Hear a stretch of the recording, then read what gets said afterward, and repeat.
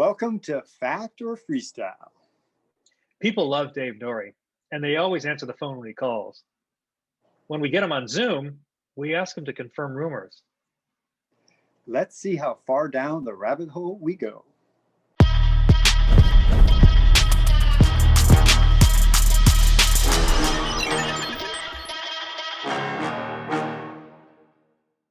Well, here we go. Test 1, 2. Yellow, Yellow from Yellow Designs in Colorado. Yeah. There is a need for that, I think. I feel proud of what we have to offer. 100%. I'm with you. He did some big air in the X Games, and he's up there, and he's like going to hang up, so he throws his bike, and then he realizes he's going to land on the deck. So somehow he maneuvers his body and pushes himself off of the camera stand thing. Like, how the heck does he think of that? Ladies and gentlemen, boys and girls, it's RL Osborn. How's it going, RL? It looks like he's still connecting audio.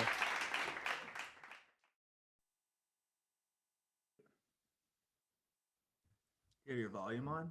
Yeah, turn the volume up maybe. How's that? There you go. Now we're good. Now we're good. Hey, what's up? Grandson's going nuts. What's up, Dave? Hey, RL, man, nice to see you. You too. It's been a while. Has been a while, huh? It has. I Long love time. all the stuff you've been doing, man. It's just good to have you back, feels like. Yeah, well, thank you. Thank you. I'm having a good time with it. That's what it's all about, having good times. Right? That's exactly what it's about. So, Joe, this is RL. RL, this is Joe. hey, Joe, what's up? Much respect, RL. Thank I you. hope that as you see my footprints in the spam, I bust everyone's balls for jokes, and it's only to make everyone, including you, laugh. I'm down with that, man. And I'll tell you, people are getting the wrong impression, like when someone comes out and they start laying into me, I go find them, not because I want to ruin their day, but I want to hear what they have to say. Huh? You know what I Yeah. mean? Even if it's crazy and they're from planet Mars, I don't care. I just want to hear what it's interesting. Yeah. And so, no, the whole joking around and all that stuff, I'm totally cool with it. Now, I'm not going to say that I don't get pissed when people say stupid shit, but that's their right. That's their right to say it. And it's my right to comment on it. Right. Yeah. And I enjoy that honesty, being straight up. That's cool. So just so there's an understanding of everything. Good. I don't want you to feel attacked, because that would not make it fun. So. Oh no, attack me, man. Good. Because at my age, I don't know how you guys feel. If your blood just flows or your adrenaline moves a little bit, it's like, so bring it on. I'm good with it. Yeah, whatever it takes, right? Whatever it takes, man. If it's some guy calling me names, that's fine. If my blood moves, I'm kind of happy. It's a good feeling, Yeah, for sure. So good. So do you know a little bit about the premise? So Joe and I kind of been doing this for a few months now, but are you at all familiar with factOrFreestyle? With what? factOrFreestyle, the show that you're on right now? Oh no, I thought this was Footprints in the Spam or something like that. Okay, so there is a lot of very elaborate branding here. So yes, so Footprints in the Spam is my Instagram. I also run Scuffington Post, which is written in the voice of someone who is angry at the new school aesthetic that is anti-scuffite. So he's fighting back against that. And then I have the Terradome Sports Science Research Center, which is where I ride. And then this is a show that Dave and I put together because we would call one another shortly after COVID. And we were like, you know what, man, we're not going to events and we're not hearing stories. And we would hear rumors, but there was no one, or like at the after party, you'd be sitting around the dinner table, someone would tell one part of it and another guy would call them out. Yeah. But we were just hearing one side of it and there was no one checking it. And so we decided that we would go on a mission and that we would check these rumors. And The first one that we called Pete Augustin, and like that was the first show that we did, RL. And Pete, like you know that Pete and I mean, we go way back. We were in high school together. And we had totally different avenues that we went down. And he gave me crap about being Haro's little puppet. And like, I love the guy to death now. It's all you, RL. So there's a lot weighing on you here for this show. No, just kidding. I'm not feeling it.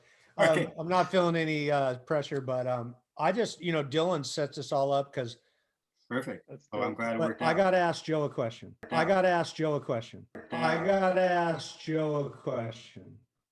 Let's hear it.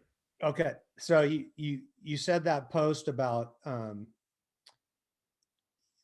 just to, I don't know how you said it, about people going, about the world thinking that people are looking up to these people like they're special and they can do anything they want, but they actually aren't any smarter than you. Oh, yeah. So that was a Steve Jobs. There was a Steve Jobs. Was that a shot at me? Not a shot.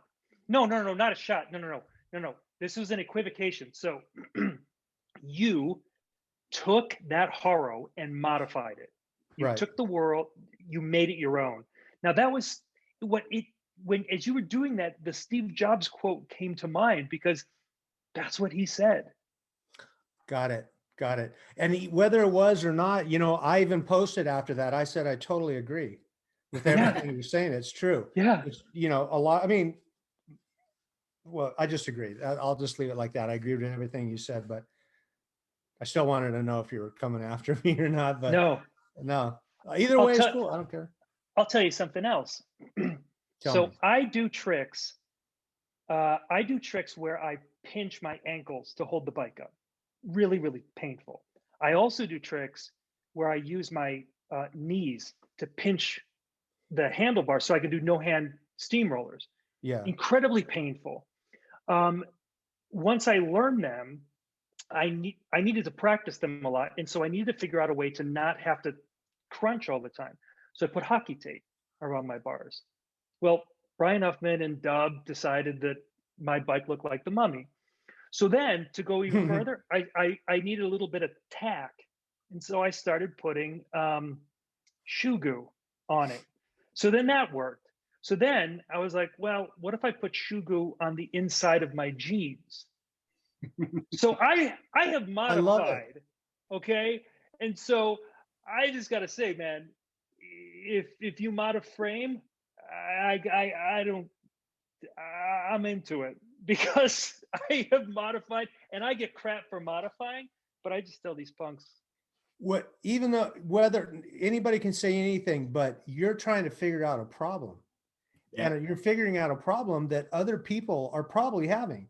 I know I get bruises all over my body. And when you go ride the next day, it's a bitch to keep tagging that bruise. So it's like, how can I get around it? And you're figuring it out. That's innovation. And innovation to me is as important as the riding. It's, you ride and then you see these changes coming and people thinking and it causes arguments. It causes people talking about it. It's the other half of it. You know what I mean? Yeah. I just read a post on a guy that was commenting on me that said, he said, angles don't matter. He was talking about a freestyle bike because I cut up my Haro. He goes, angles don't matter. I know a guy that can ride any angle, any kind of bike and do anything he wants. And I'm thinking, well, that's one guy in the whole world, but angles are pretty, and Dave, you know this, on a freestyle bike, they're critical. You know what I mean? To have angles that you like that work, you can figure it out. So there's some truth to what he's saying, but the fact that angles don't matter is like, man, my brain can't even accept that in my head. It's like, I don't know, I thought it was pretty outlandish. So I have a confession. I think that was a leap too far, frankly, with the angles don't matter. I think they do. Anyway, sorry. I have a confession, Joe, that should come out on the show now, I think, because I modified my glove learning that trick, that spiral that I do. I do that power How into did a you handstand. modify it? Yeah, that swivel. I actually had a glove on. I don't usually run with gloves, and I put a piece of leather inside my hand because my hand, like you said, RL, I was practicing this trick like every day, like for 2 or 3 hours a day. And my hand was on the grip and that on the peg, and that's what I was pressing into the handstand. Yeah. Well, you could imagine after 3 or 4 times, it was like, so I'm like, I'm putting a thick piece of leather in there, glove on. Not that I was hiding it, but nobody really knew that I had that in order to pull that trick off. And I can do it without it, but it's not like I can do it very many times. So I think it's like you said, you always figure out, okay, here's the problem. What can I do to modify it? And it's freestyle. It's like, come on, like, that's why we're in this sport. Right? Yes, I know it. It really, it cracks me up. And the funny thing was when I was riding the fat PK Ripper Mike Buff SE bike, however you say that. Yeah. You know, people were like going, "Oh my God, how are you moving that bike around?" And it does move, but man, at the end of the day, my shoulders and I get migraines. So I was getting headaches from moving that big heavy bike around. So I'm like, man, I think I need to go something lighter. And then I thought steeper head angle. I mean, that's the first thing a freestyler looks for, right? A little steeper head angle would be better, shorter rear end, and you know, and that's where it all started. But yeah, I learned a lot of stuff on that bike, but it was just after a while, it got to my body, you know, and I'm 58. So, you know, and you know, and if you think about it, if we didn't have innovation, if guys weren't building hot rods, if guys weren't racing cars, if Harleys weren't being modified, I mean, you buy a stock Harley now, it's got what, 113-inch motor in it. It used to be like 69 inches. And now their aftermarket motors are getting huge. And so Harley kicked it up. Right. Yeah. And that's, you know, everybody accepts that. Well, if Harley does a 113-inch motor, that's acceptable, you know, but 5 years ago, 113-inch was insane. So I think it's as interesting. I think it's a huge factor. I love innovation. I think that a lot of innovation has stopped from when I first came back into this. I was told by a couple people that, yeah, you don't have to do prototypes anymore. Every dimension possible for a freestyle bike has been done. And I'm like, so what they're saying is we don't want to do prototypes anymore. And I'm like, well, nobody's done, I haven't seen that on a 26-inch, you know, and that doesn't suit me. And I like the changes. In fact, most of the people that I talk to, the community that we talk with, we talk about that all the time. Yeah. You know, why are you doing that? How, does it work? Is it helping? Yeah, it's helping. No, it's not. You know, it's just I don't know. I love innovation, you know? Yeah. So yeah, like when Dub came out with those pegs, with those Iggy pegs that have the ball on the end, even if you don't do pivots, what was really interesting is that little hump puts all of your weight consistently on the same part of the peg, and it stabilizes.